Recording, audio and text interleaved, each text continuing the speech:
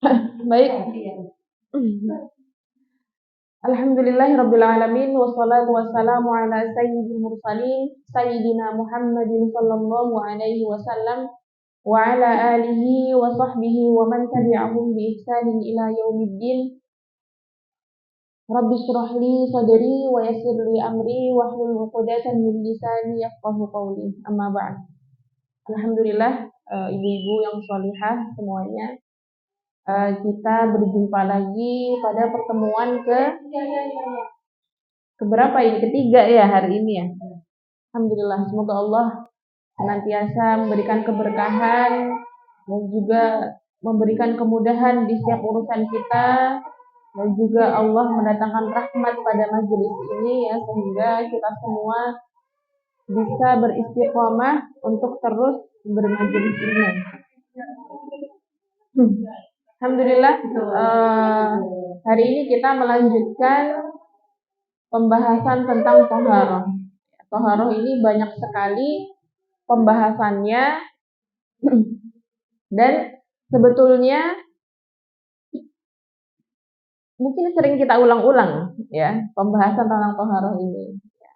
Jadi intinya kita harus paham terlebih dahulu ya pembahasan tentang bersuci. Ya, sebagaimana dalam kitab-kitab fikih ya, taharah itu diletakkan di bab yang paling pertama. Karena kita harus tahu dulu, harus benar caranya bagaimana bersuci ya, karena sebanyak apapun kita sholat ya, sebanyak apapun kita beribadah, pertama sholat ya, yang mana harus terhindar dari hadas dan najis ya, maka kita harus paham betul bagaimana menghilangkan najis dari tubuh kita, bagaimana menghilangkan hadas dari tubuh kita. Nanti yang berkaitan dengan toharoh adalah itu tadi, bagaimana kita membersihkan, ya, menghilangkan hadas dan najis sebelum kita melaksanakan sholat. Ibu masih ingat perbedaan antara hadas dan najis? Masih ingat nggak? Ini pertemuan kemarin.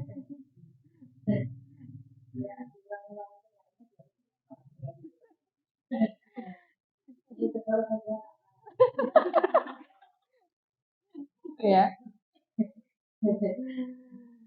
Jadi hadas itu tidak selalu terlihat ya, kalau najis itu terlihat. Ya, contohnya apa? Kalau kita tidak punya wudhu, ya kita habis buang angin misalkan, itu kan tidak terlihat. Saya tidak selalu tahu bahwasanya misal siapa namanya? Bu Wati sedang berhadas, saya tidak tahu. Ya, apakah Bu Wati kondisinya suci atau berhadas?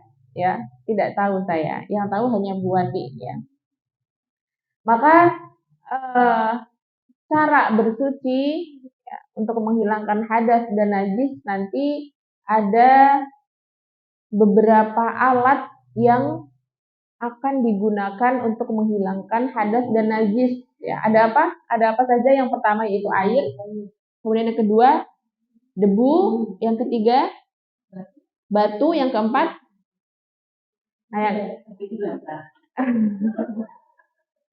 ya, yang keempat ini sebetulnya jarang ya, atau aslinya tidak masuk tapi ya dimasukkan di pembahasan ini, yaitu adibang.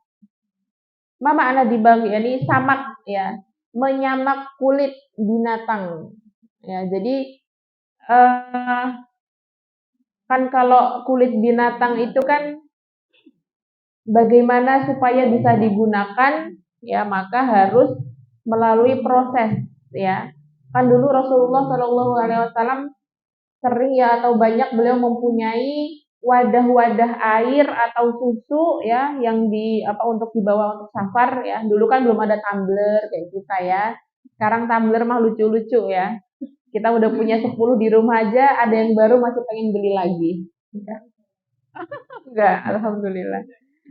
Beda. Ya. Jadi salah satunya supaya awet adalah dengan menggunakan kulit hewan. Nah, kulit itu kan sebenarnya najis ya. najis. Nah, maka harus disamak terlebih dahulu. Untuk air sendiri adalah fungsinya untuk menghilangkan hadas dan najis ya. Kalau debu untuk apa? Ya, menggantikan air ya. Jadi kalau ada air ya tidak diutamakan debu karena ada air gitu ya. Kalau batu ini fungsinya bukan menggantikan air ya, untuk membersihkan kotoran. Nah, kemudian kita masuk ke pembahasan macam-macam air. Nah, macam-macam air pasti ibu-ibu udah hafal banget ini ya. Pasti sering banget diulang. Ya.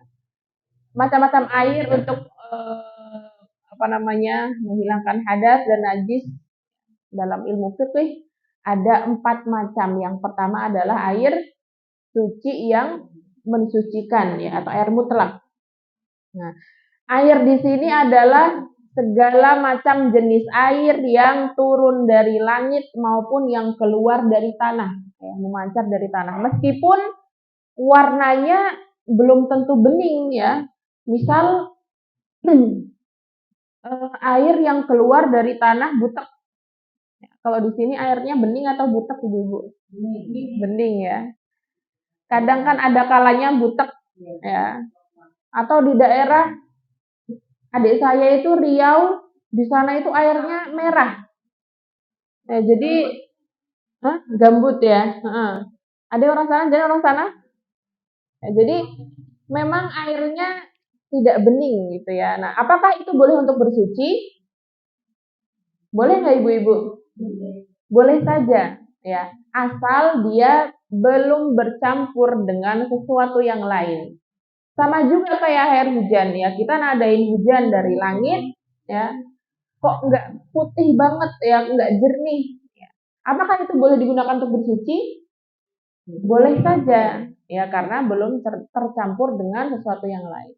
Kemudian yang kedua adalah air suci tapi tidak mensucikan.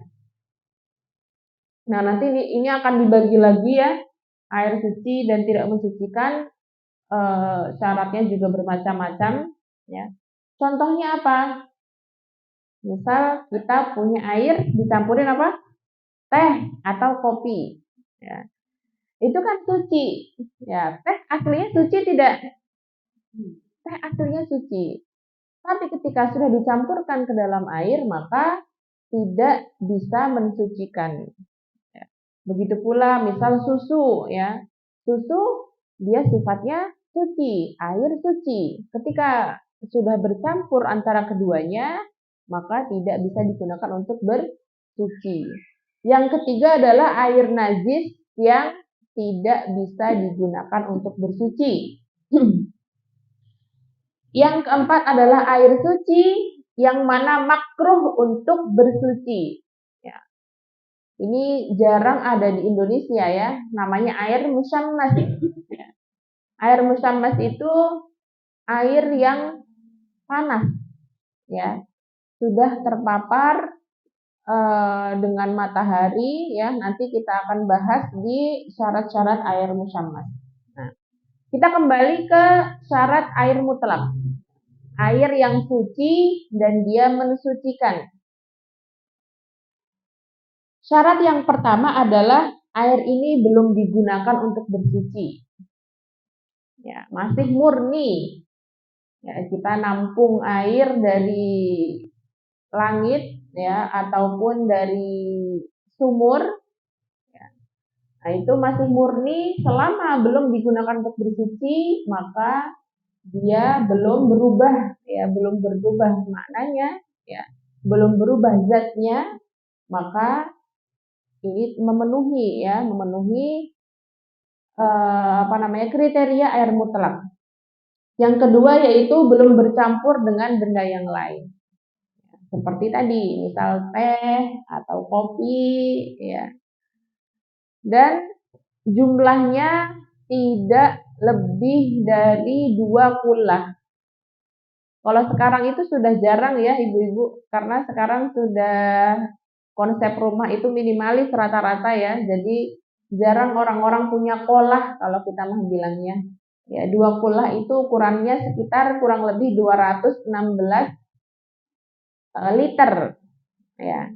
Maka kalau jumlahnya masih kurang dari itu ya, selama belum bercampur dengan yang lain, maka bisa digunakan untuk bersuci. Dan yang ketiga yaitu tidak ada najis yang jatuh di dalamnya. Ya.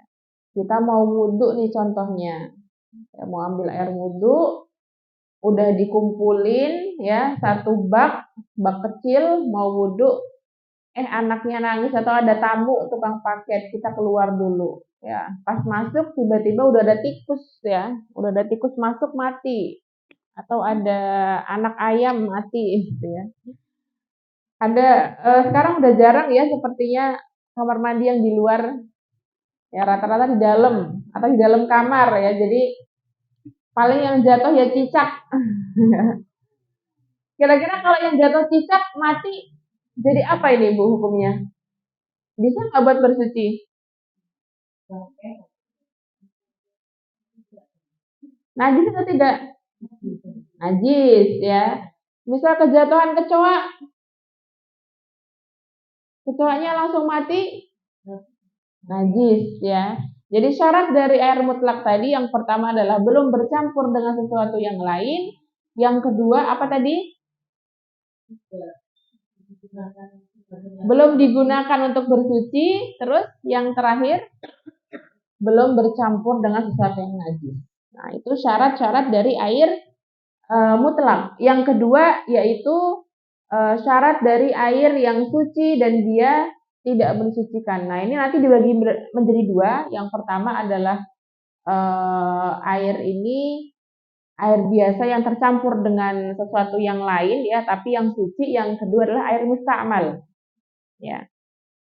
Nah, syarat dari air yang dia sudah bercampur dengan yang lain ya. Yang pertama yaitu air ini bercampur dengan sesuatu yang suci. Ya, meskipun suci. Kalau misalkan tidak suci, maka boleh nggak dijadikan untuk menghilangkan najis? Ya tentu tidak boleh. Ya iya. Yang suci dengan suci aja ketika bercampur maka dia tidak mensucikan, apalagi kalau tercampur dengan sesuatu yang tidak suci. Nah, kemudian yang kedua, perubahannya sangat terlihat, ya, sangat jelas sekali. Nah, ini perlu orang lain yang tidak tahu secara langsung, ya. Misal ada air di dalam kolah, ya, dalam bak yang mana dia jumlahnya besar, jumlahnya banyak, lebih dari 2 kullah tadi.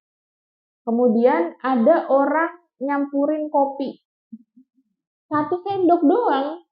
Jadi kalau 1 sendok doang itu gimana? Kelihatan nggak? Nggak terlalu kan? Ya, ya. 1 sendok doang itu apa bakal merubah?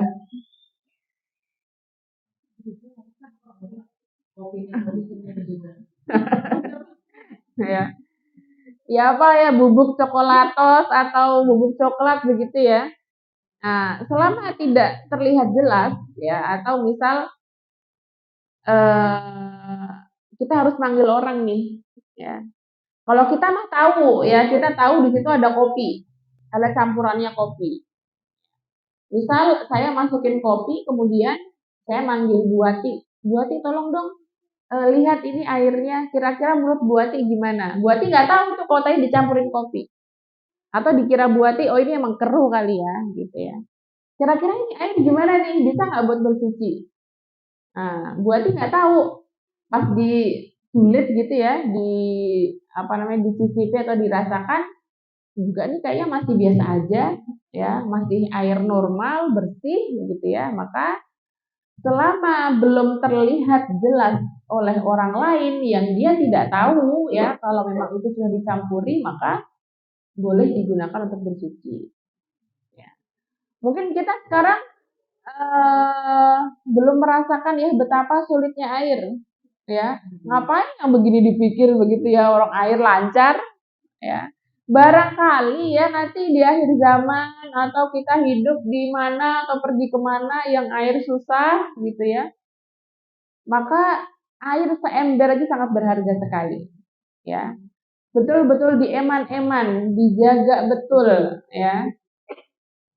Saya pernah merasakan ya di Mesir itu sering terjadi kekeringan ya. Jadi asrama saya kebetulan sering mati air. Ya, jadi saya kebetulan kamarnya di lantai 6. Jadi kalau kering itu harus cari air turun ya. Atau bahkan terkadang ya tidak ada air sama sekali. Ada air pun biasanya di lantai bawah cuman itir gitu ya. Jadi harus punya botol untuk menyimpan ya untuk besok barangkali air itu belum keluar. Sedangkan yang menggunakan sangat banyak. Nah, di situ kita harus sangat berhati-hati supaya air ini tetap terjaga kesuciannya. Ya. Atau nanti ibu-ibu misal pergi umroh plus Al-Aqsa gitu ya.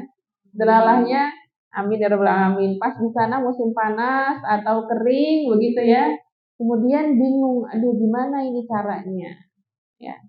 Nah, ini harus yakin dulu. Kita tahu secara teorinya menghukumi air ini suci atau tidak.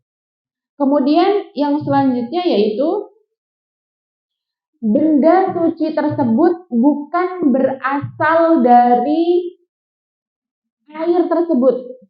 Ya, maksudnya begini. Misal ada lumut. Lumut itu kan tempatnya di air, ya. Lumut yang tumbuh di toren misalnya, toren air. Nah, itu kan kalau kita eh, apa namanya yang kita tahu bahwasanya lumut itu ya benda lain, ya, bukan dari air itu sendiri. Akan tetapi di sini benda yang memang tumbuh atau ada bersama air tersebut atau sudah ada di wadahnya maka tetap dihukumi suci, ya. Seperti misal air di sungai yang dia memang sudah bercampur dengan tanah, ya dasarnya sungai kan ada tanahnya, ya. Nah, itu tidak apa-apa. Tapi beda lagi ketika ya meskipun tadi hukum lumutnya yang ada di toren itu suci, ya. Tapi beda lagi kalau kita ngambil lumut di toren sebelah, kita taruh di ember. Nah, itu hukumnya sudah beda lagi. Ya, maka air yang kita taruh lumut tadi hukumnya menjadi air yang bukan najis tapi tidak bisa mensucikan. Ya. Jadi tidak usah khawatir ya. Misalkan bagaimana hukumnya kalau misal air saya di bak ada lumutnya. Nah, kita udah tahu nih hukum dasarnya bahwa sesuatu yang memang dibawa asli dari air tersebut maka tidak membuat air tersebut tidak bisa digunakan untuk bersuci. Kemudian yang bagian kedua adalah air musta'mal. Air musta'mal itu apa sih?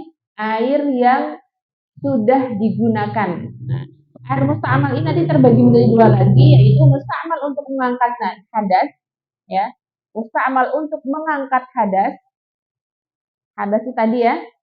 Kemudian yang kedua adalah musta'mal untuk menghilangkan najis. Nah, syaratnya adalah yang pertama, untuk air musta'mal yang digunakan untuk menghilangkan hadas, ya, untuk berwudu misalnya.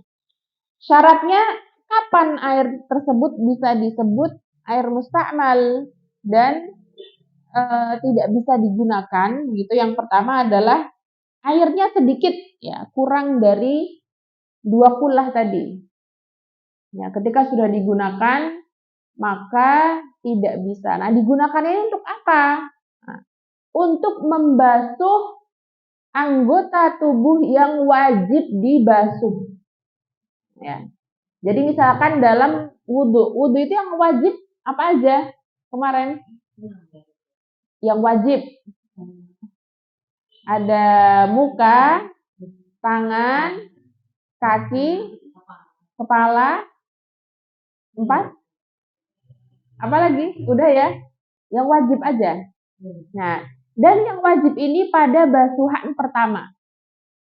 Jadi misalkan ibu-ibu cuman punya air di ember ya, seember normal lah ya, yang ember 20 liter itu misalkan, kemudian kita wudhu basuhan pertama tangan. Nah, airnya ini jatuh masuk lagi ke ember. Nah, ini dinamakan air mustamal dan tidak bisa digunakan untuk bersuci lagi. Ya. Tapi ketika yang jatuh tadi adalah ketika basuhan kedua, maka bagaimana hukumnya?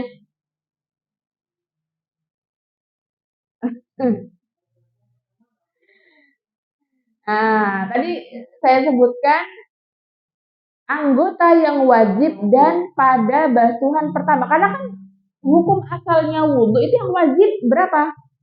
1 kali usapan kan? Nah, yang kedua dan ketiga sunnah.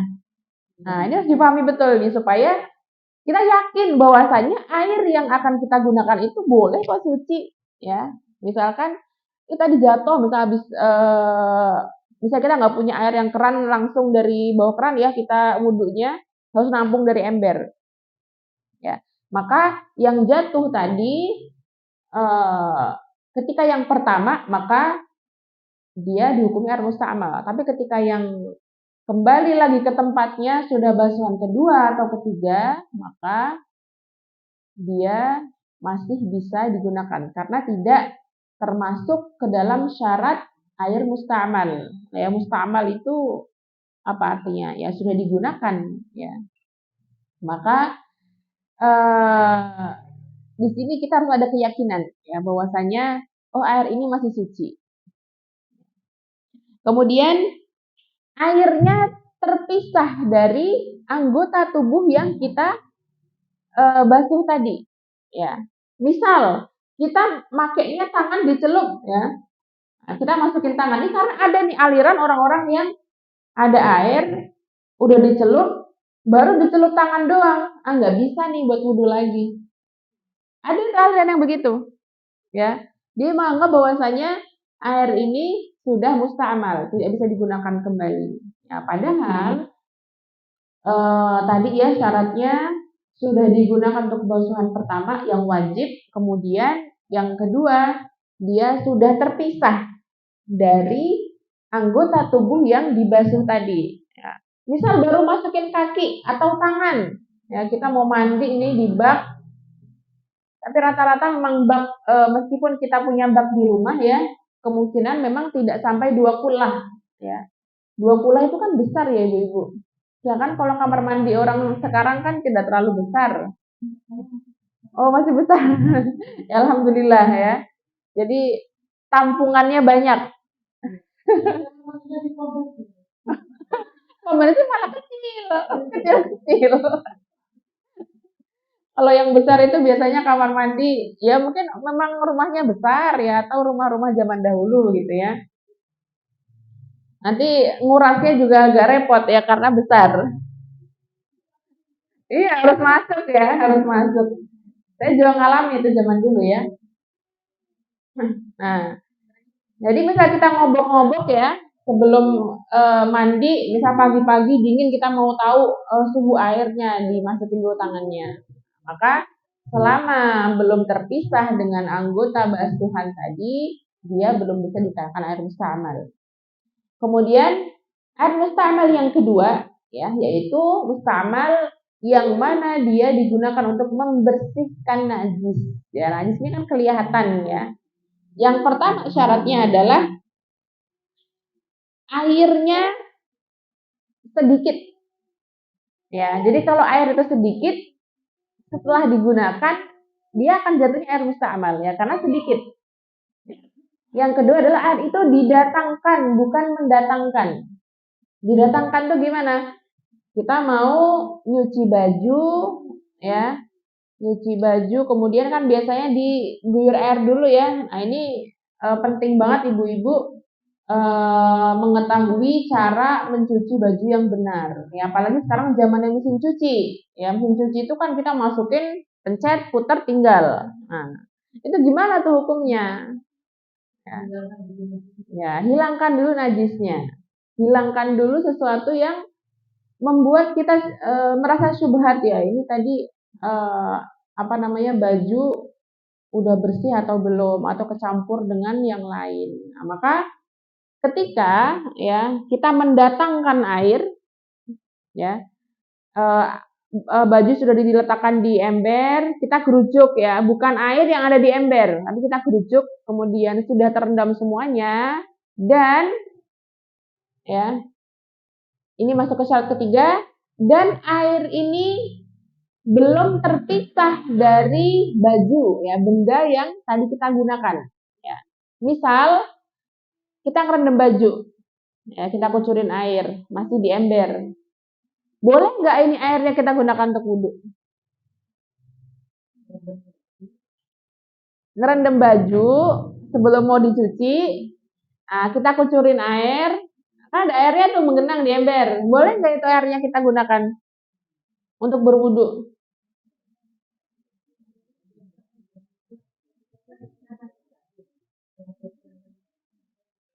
Misal bajunya ada ompolnya. Nah, jelas nggak? Kalau bajunya nggak ada ompolnya, hah? Kan nggak ada ompolnya. Emang keringat najis?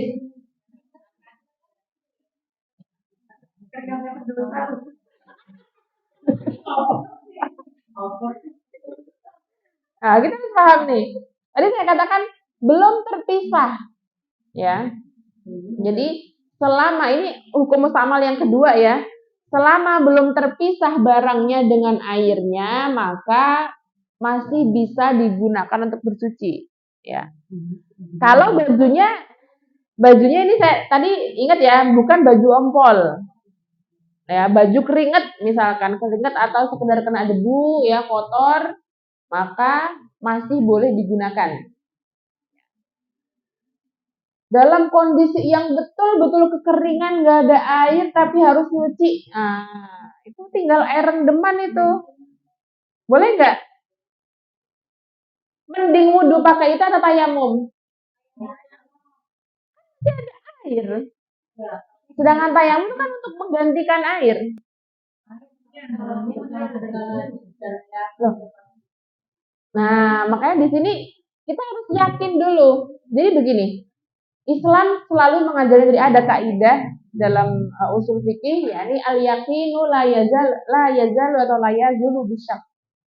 Keyakinan itu tidak akan luntur ya, tidak akan terkalahkan ketika ada keraguan. Jadi kalau kita antara ragu dengan yakin, maka kita pilih yang yakin.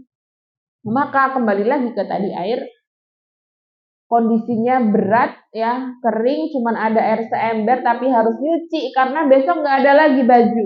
Tapi bajunya nggak ada ompol, misal nggak ada benda najis. Maka selama masih dalam rendeman, ya, dan kita yakin tuh nggak ada najis. Kalau kita yakin kita nggak usah kembali ke ragu. Tapi kayaknya takutnya, nah ini manusia nih, was-was syaitan ini. Takutnya najis ya. Takutnya, kita yakinnya baju itu suci. Nah, maka kita bisa menggunakan air itu selama belum diangkat. Ini teori dasarnya, ya. Kemudian syarat yang selanjutnya adalah volume air tidak bertambah ketika barang itu atau baju itu sudah diambil, ya, sudah diangkat. Jadi kalau misalkan kan biasanya baju ketika sudah diambil itu kan air berkurang. Nah, karena terserap oleh baju. Tapi kok ini tiba-tiba tambah banyak? Mungkin nggak? Kalau tambah banyak itu kan kemungkinan memang di bajunya ada najis berat ya. Misal ada ompol yang memang sudah menjadikan baju itu basah, kuyup begitu ya, atau ada apa, kena muntahan atau kena sesuatu yang memang najis kemudian membuat air tersebut menjadi volumenya bertambah ketika diambil, maka ini juga dinamakan air musta'mal, maka tidak bisa digunakan kembali. Kemudian yang berikutnya adalah airnya tidak berubah. Jadi air musta'mal ketika dia tidak berubah, ya, kira-kira masih boleh nggak digunakan untuk bersuci? Misal ada air 2 kullah atau lebih, ya, minimal 2 kullah sudah digunakan untuk bersuci, ya, sudah dipakai, tapi dia tidak berubah dari segi zatnya, dari segi warnanya, baunya, boleh nggak? Tapi kan lebih dari 2 kullah, maka boleh saja, ya. Jadi air ini tadi ukurannya. Jadi misal ada air 2 kullah di kolam nih, kolam besar. Ibu-ibu mungkin ada yang punya kolam renang atau apa, kejatuhan bangkai atau buat nyuci baju tadi, ya, sudah digunakan, tapi airnya tidak berubah karena saking banyaknya. Jadi tidak merubah sifat dari air tersebut, maka masih bisa digunakan, ya. Kemudian air musta'mal sudah selesai, kita membahas ke syarat yang ketiga, ya. Tadi air yang najis dan tidak bisa digunakan untuk bersuci. Yang pertama yaitu air yang sedikit, ya, syaratnya sedikit dan dia terkena najis, ini jelas, ya. Belum. Yang ketiga. Air makruh nanti masuk yang keempat. Yang ketiga adalah air yang sedikit, ya, dan dia terkena najis. Nah, ini jelas cuman sedikit dan terkena najis. Meskipun misal ada orang iseng, ya, masukin atau kita habis megang pipis gitu, ya, ompolnya anak kita, habis itu masukin ke ember yang volumenya cuma sedikit, nah, maka membuat dia najis. Yang kedua adalah airnya banyak, ya, lebih dari 2 kullah, tapi dia bercampur dengan sesuatu sampai jelas-jelas berubah air tersebut. Ya. Misal kolam besar kemasukan bangkai sapi.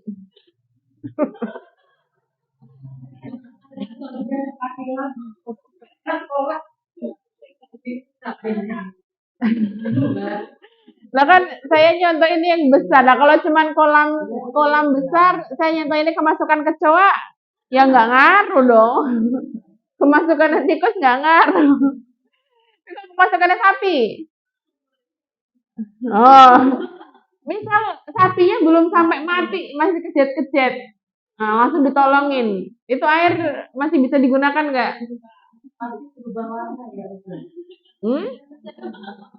Kan masih hidup, belum menjadi bangkai. Ya itu beda lagi. Saya nanyanya misal dia kemasukan sapi, jatuh, misalkan biasanya kalau mau korban itu banyak, ya, sapi lari jebur gitu kan. Nah, misal dia belum sampai mati udah bisa ditolong. Nah, iya betul. Nah ya, kita harus ini apa, yakin dulu nih teorinya. Tapi kalau misalkan tuh sapi mati nggak ketahuan, udah 3 hari, ya 3 hari susah ngangkatnya, sampai-sampai udah mati, udah perutnya udah, itu pecah, kemudian sampai membuat kolam tersebut berubah, maka nggak boleh.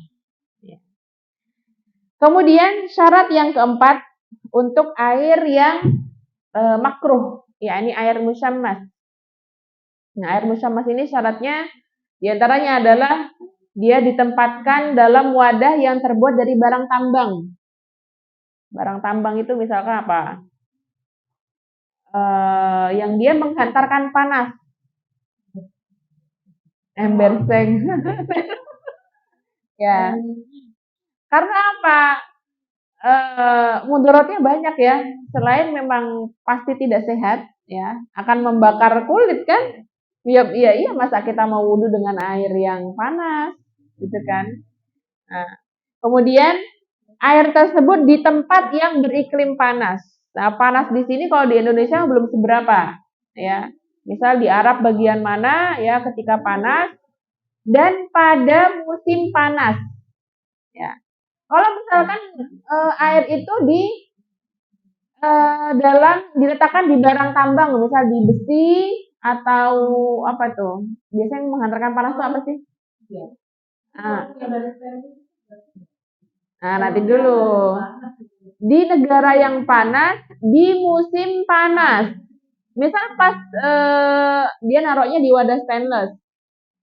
Tapi musim dingin, boleh nggak? Memenuhi syarat nggak? Nggak apa-apa. Ya. Ya, jadi kalau misalnya ada nanya, gimana kalau toren-toren yang pakai bahan stainless kan banyak ya sekarang. Nah, apakah itu boleh digunakan bersuci? Boleh nggak?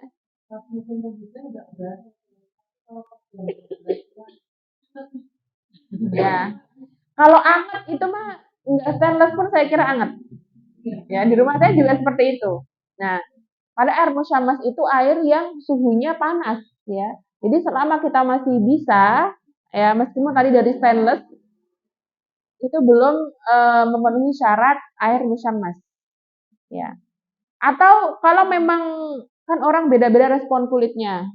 Kalau memang dia merasakan panas banget, maka ditunggu dulu menjadi dingin. Buat mandi, kalau panas emang memang mau siapa yang sanggup?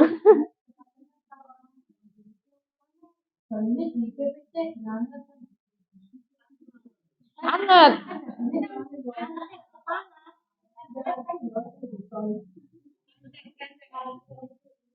Nah, ini tadi syaratnya di negara yang beriklim panas, di tempat yang panas. Jadi ini tidak berlaku di Indonesia. Ya. Ibu pernah merasakan panasnya negara Arab? Mau merasakan?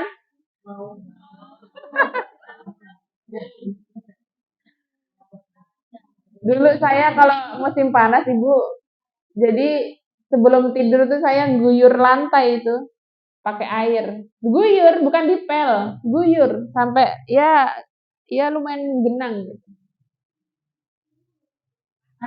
Karena saking panasnya. Jadi tidur di atas ranjang, kamar saya guyur. Bangun-bangun ya kering. Ditambah lagi tembok itu saya semprot-semprot air.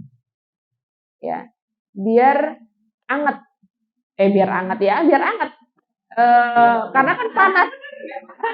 Panas banget ya, biar anget. Karena betul-betul apalagi kalau lagi, biasanya kan kalau musim panas itu plus angin ya, debunya luar biasa. Ya, jadi air itu harus ini jendela begini nih nggak cuma ditutup korden ya, harus biasanya saya sumpelin pakai kain-kain basah. Apalagi kalau lagi angin karena sangat tidak nyaman untuk pernafasan. Ya, tetangga saya ya yang apa namanya ada orang Indonesia yang di asramanya pakai AC pun pernah waktu puncak-puncaknya musim panas dia sampai pingsan juga sama. Jadi AC itu kayak nggak ngaruh buat dia katanya, ya saking panasnya. Teman saya tuh di Sudan tuh katanya ya katanya lebih panas daripada di Mesir ya. Jadi di Sudan tuh saya punya teman dia tidur itu nggelar handuk basah, dia tidur di atasnya. Itu kalau dari segi kesehatan gimana Bu? Ada orang kesehatan nggak di sini? Ada nggak? Nggak ada. Allah alam ya. Ya, cuman memang keadaannya seperti itu, betul-betul panas ya. Dan kemungkinan juga, misal air itu panas sekali ya, dia mau menggunakan untuk mandi, dia dinginkan dulu. Kalau memang itu negara yang beriklim sangat panas, bisa jadi dia mendinginkan misal 2 sampai 3 jam itu belum tentu air itu langsung berubah menjadi dingin. Gitu ya. Misal disimpan dulu dalam rumah dalam kamar mandi gitu ya biar jadi turun suhunya, maka tidak secepat itu ya, tidak seperti di Indonesia. Jadi silahkan dibayangkan sendiri. Ya. Maka air musyamas ini tidak berlaku di Indonesia. Kemudian air musyamas ini syaratnya hanya untuk mencuci badan, makruhnya, ya, bukan untuk mencuci Misalkan baju ya, kita nyuci baju yang akan digunakan untuk sholat. Kita nyuci mukena atau peci yang bakal digunakan untuk sholat dengan air musyammas. Bagaimana hukumnya? Boleh apa enggak? Boleh-boleh saja. Nah, tadi saya katakan kalau digunakan untuk mensucikan badan, ya. Kalau digunakan untuk mensucikan baju, ya, nyuci baju, nyuci mukena, nyuci peci, sarung, ya, maka tidak apa-apa. Pun kalau misalkan nggak ada air lagi, ini cuma ada itu, boleh nggak? Boleh nggak ibu-ibu? Boleh saja, hukumnya makruh. Makruh kan bukan haram, ya. Kalau memang dia terpaksanya, ya udah adanya itu doang. Dan harus digunakan saat itu juga. Ya, selama masih bisa maka ya tidak apa-apa. Jadi kalau ada air yang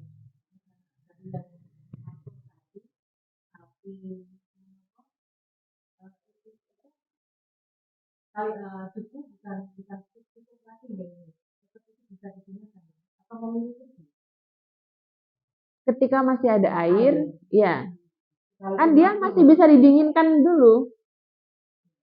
Ya, misal kita nunggu nih ngambil dari pas azan atau dari sebelum azan ya, dari mau untuk bersuci sholat asar, dari habis sholat apa namanya zuhur, atau dari pagi kita menyiapkan untuk bersuci selama 5 waktu. Nah, dari malam udah kita dinginkan airnya. Ya. Tapi saya rasa untuk air musyammas ini tidak terlalu sulit ya, karena sekarang itu zamannya sudah mudah ya. Cooler juga banyak ya, maksudnya apa namanya kamar mandi juga sudah banyak. Karena kalau kita berbicara ini ya, kita bayangkan dulu pada zaman Rasulullah SAW belum banyak kamar mandi ya. Kamar mandi itu ya cuman sekedar batas tembok, nggak ada temboknya malah ya. Apa ya? Ya batas aja di mana di situ ada batu, misal di situ hamam. Ya, hamam itu ya di mana tempat dia buang kotoran misal. Ya. Jadi namanya paparan sinar matahari langsung itu kemungkinan besar terjadi. Kalau sekarang sudah lebih mudah ya. Jadi tidak usah berpusing-pusing ria, ya.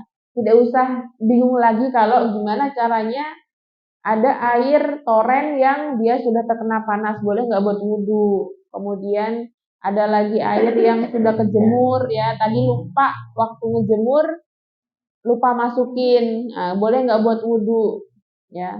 Selama masih bisa, masih suhunya kita masih kuat, ya, maka masih boleh digunakan. Soalnya di pondok yang bagian timur ya, tempat saya itu kalau panas tengah hari itu bener-bener panas juga itu airnya. Saya juga belum merasakan, cuman kata anak-anak panas banget us buat wudhu itu kayak air mendidih gitu. Nah, itu yang seperti itu ya ditunggu dulu. Kemudian berikutnya adalah hukum air selesai ya, kita masuk ke istinja. Nah tadi untuk air ada pertanyaan? Silakan. Misal masih ragu, nah kita kan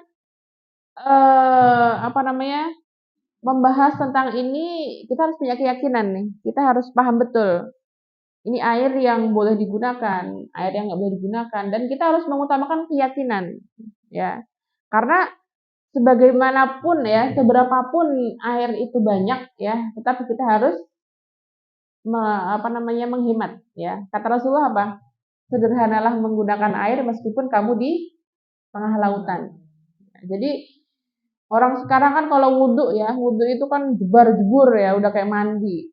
Ya, semuanya disiram begitu ya, berlebihan ya. Meskipun kita banyak air, tapi tetap bersederhana ya. Kita punya apa sih ya, kata Rasul selaut loh bahkan. Oh, kita paling air stoknya paling aman ya di toren gitu ya. Nah, itu kan tidak seberapa. Maka gunakanlah dengan sangat-sangat hemat gitu ya. Ada pertanyaan tentang air? Ya. misalnya kayak tadi Ya. kan punya saya masih pakai permandi. Nah, kemudian itu sudah buang air yang udah itu jalurnya. Istilahnya kan kalau dibuang kan dari air juga ya. Iya. Itu cara Airnya seberapa? Ukurannya maksudnya. Tadi kan minimal 2 kula. 2 kula tuh 216 liter. Kira-kira kurang lebih.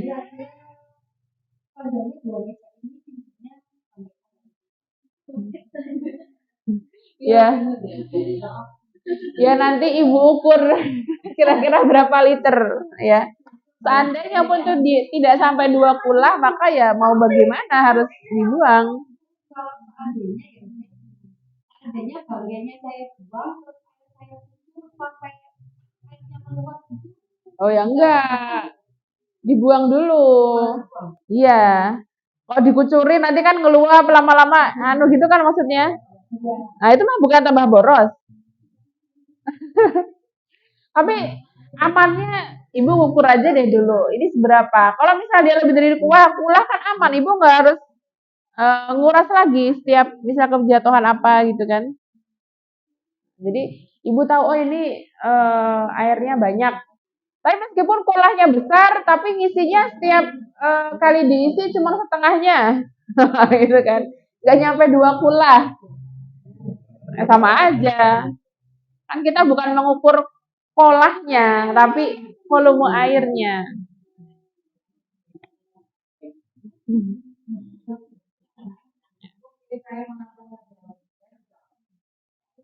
Jadi kalau dalam perjalanan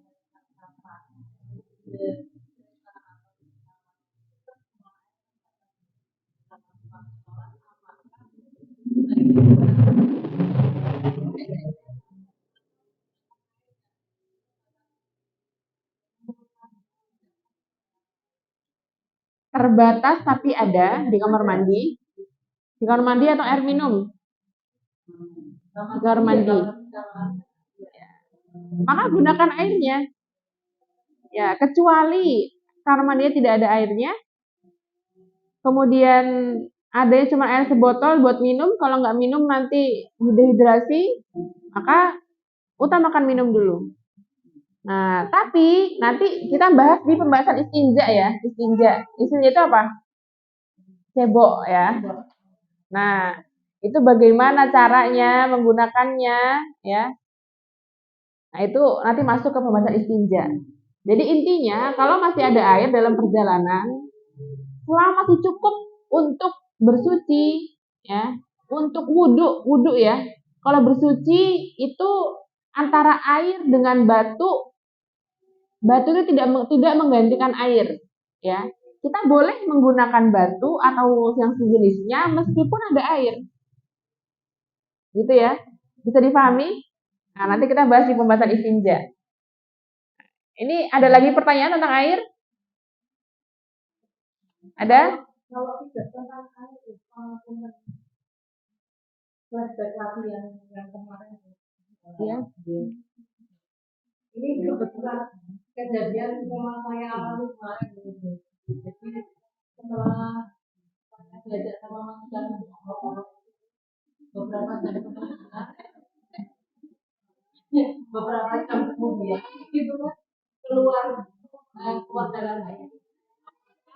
Saya wajib mandi karena kalau sudah kan sudah ada dulu Wajib tetap mandi besar. Karena mandi besar itu dia plotnya masing-masing. Ya. Ya. Sama halnya misal kita sudah suci dari haid. Kita ingin berjima. Nah, kan nanggung sama aja. Mandinya nanti aja lah habis jima. Boleh nggak? Nggak boleh. Mandi dulu. Ya, mandi dulu. Ya. Mandi dulu untuk diniatkan untuk apa namanya mandi besar ya dari junub. Yang belum lagi jadi kondisi saya yang ada ini sama seperti aku ambil.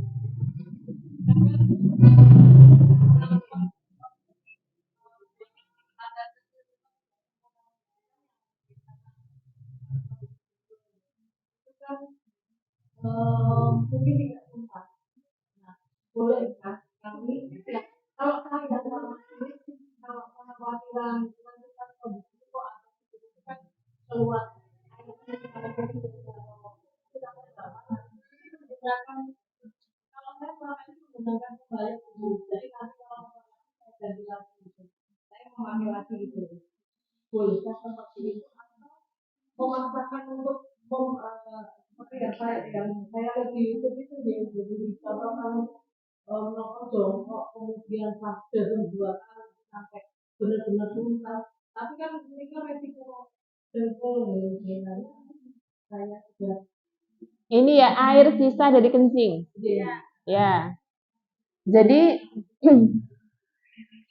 ini kan air sisa ya. Kalau namanya kencing itu kan otomatis sekali keluar ya tuntas ya. Misal pun masih ada keluar itu di luar apa kuasa kita, gitu ya. Nah, nanti misal ketika sholat itu keluar, ya kita lihat seberapa banyak yang keluar. Kalau misal keluarnya itu betul-betul dari dalam, bukan karena basah lembab tadi bekas istinja, ya, maka itu tidak apa-apa karena itu kan sudah jelas kalau itu air suci. Nah, tapi kalau terasa betul itu keluar, memang dari dalam, dari di antara dua lubang itu, maka kita lihat seberapa banyak. Ya, kalau misalkan banyaknya banyak sekali, ya, banyak sekali, maka eh, kita harus mengulang. Tapi kalau misal cuma sedikit, apa ulama mengumpamakan seperti koin ya, maksimal segitu, itu maafu anhu. Nah, maafu anhu. Termasuk keputihan yang terus menerus. Kan kita kadang nggak bisa membatasi. Ini sholat tiba-tiba keluar nih. Kan kita nggak bisa nahan ya. Nah, itu kalau keputihannya banyak melebihi ukuran tadi, maka harus diulang sholatnya. Ya. Tapi kalau yang misal sisa-sisa kencing tadi kan kita masih bisa mengira-ngira, misal ini kayaknya masih rodok keluar terus nih. Jadi sholatnya tunggu sebentar lagi deh. Ya, barangkali sebentar lagi tuntas. Begitu, ya. Jadi kita pastikan memang dalam keadaan normal begitu. Tapi kan ada orang yang dia terus-menerus, misal keluarnya tidak ada jeda. Ya, memang itu permasalahan yang ada dalam diri seseorang itu. Nah, maka maafu anhu. Selama kita berusaha ya, kok sekarang ada ventilator gitu ya, tidak sampai mengotori. Maafu anhu. Ya. Kita sudah berusaha.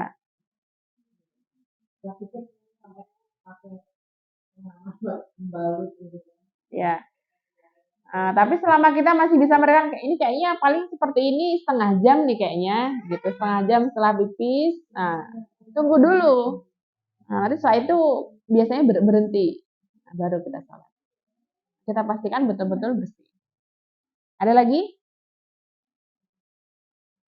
Ini kalau tidak ada mungkin sampai sini dulu ya. Nanti istinja kita membahas di pertemuan berikutnya. Gimana? Ya. Uh,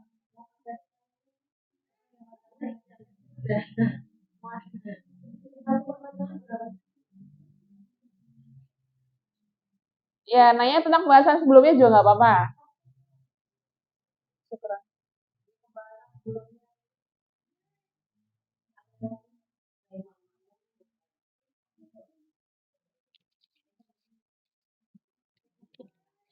Kalau tidak ada, saya akhiri. Oke, jangan nggak apa, Bu ditanyakan aja nggak apa-apa. Atau kalau Bu dicatat biar nggak lupa, besok ditanyain. Ya. Mumpung perempuan semua, nanti kalau kajiannya kan kadang gitu ya, kita kajian fikih itu sesuatu yang ini, memang kadang orang banyak malu ya, karena dia berkaitan dengan hal yang terlihat atau tidak terlihat ya, sampai hal-hal yang privasi mungkin. Nah, ini kan mumpung kita perempuan semua dan jarang ada anak kecil ya, nggak ada anak kecil, ya, maka silahkan nanti kalau ada pertanyaan bisa dikumpulkan terlebih dahulu. Mohon maaf lahir batin ya, kita Akhiri, wassalamualaikum warahmatullahi wabarakatuh.